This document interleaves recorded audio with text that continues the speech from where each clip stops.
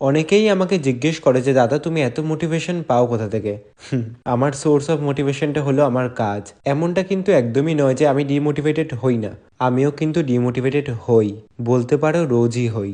মনে হয় যে না আমি আর কোনো কাজ ফাজ করবো না, মনে হয় যে না আমি আর কোনো ভিডিও বানাবো না।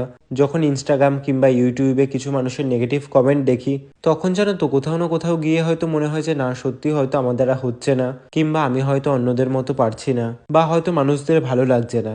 মাঝে মাঝে তো মনে হচ্ছে সমস্ত সোশ্যাল মিডিয়া ফিডিয়া ডিলিট করে একদম সেই সন্ন্যাসী হয়ে যাই। এবার হয়তো তোমরা জিজ্ঞেস করবে যে দাদা তুমি ডিমোটিভেটেড হলে কি করো।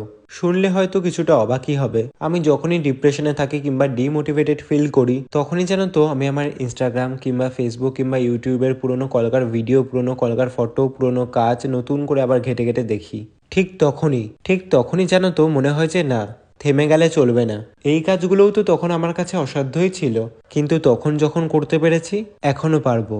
এখনো যে তোমাদের অনেক কাজ উপহার দেওয়া বাকি, এখনো যে অনেক কাজ করা বাকি।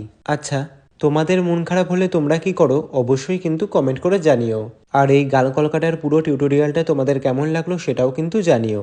সকলে ভালো থেকো, সুস্থ থেকো, আর চুটিয়ে কলকা করো। Bye, follow for more.